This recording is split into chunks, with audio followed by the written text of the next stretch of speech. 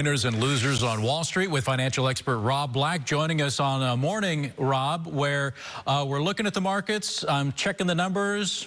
Not a lot of gains, not a lot of losses, kind of just teetering there on the edge of what? I know we're coming up on earnings season this week.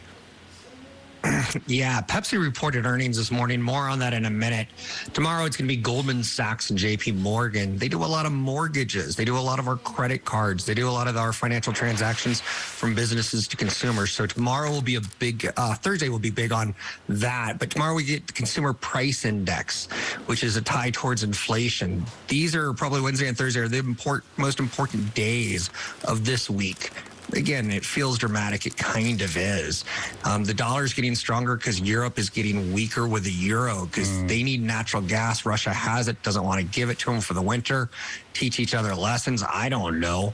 It just means a tougher economy for Europe going forward. Other stories of note, and they feel small. Peloton's cutting their manufacturing of their own product. They're going to outsource it going forward. And Hawaii's moving towards $18 minimum wage. It's going to take a few years to cycle in, but more states will copy this and do this. Our federal government's way behind on minimum wage, so more livable wages coming. But are they keeping up with inflation? Not really. Not a chance, yeah. Well, let's talk about Pepsi. You brought them up. They did report last night. What did they reveal? Is it optimistic? Yeah, I think so. Okay. Their revenues grew, their earnings grew. They're dealing with inflation just like you and I are. So their cost of goods to bake stuff and make stuff is more. To ship it is more. The supply chain is getting better. They make Doritos, they make Gatorade, they make Cheetos, they make Fritos, Ruffles, Near East rice, Rice-A-Roni. So they're kind of a big consumer player. Did I mention Ruffles, which I love Ruffles? But now my Ruffles are in smaller sizes. My Rice-A-Roni's in smaller sizes. So instead of on the box saying 3 servings, it might say 2.5. And maybe it's a 10-cent price hike, but with a 10% reduction in how much it feeds.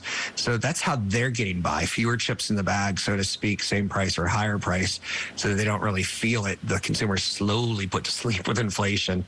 But all things considered, the consumer's doing well, and we're still consuming food, even if it is at a higher price point. So it's a positive, in my book, for a big company like that to show how they're navigating through inflation.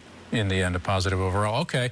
And then lastly, I got to bring up Amazon. Today, Amazon Prime Day kicks off, so that was kind of like a topic of conversation here in the studio. But I didn't realize, and please explain to me, Amazon quietly developing cancer vaccines. Did I see that right? Yeah, this is pretty cool. And this is one of those nice stories about Amazon because there's so many negative stories about Amazon. But like the way Apple's got music and the television and the other products out there, Amazon has to be more than just a delivery company. Apple needs to be more than just a phone company.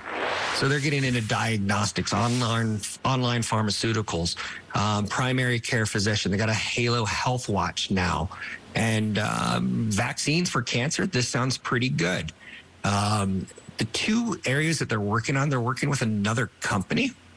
They're working with melanoma and breast cancer, when breast cancer is not taking any other kind of treatments. This is still 2 to 3 to 4 years away. They've just moved into phase 1. They've been very quiet about it. But vaccines would be way better than, say, chemotherapy. Right. And also way cheaper. Chemotherapy blankets the approach to attacking cancer. Vaccines could take a more genetic approach to your individual genetic code.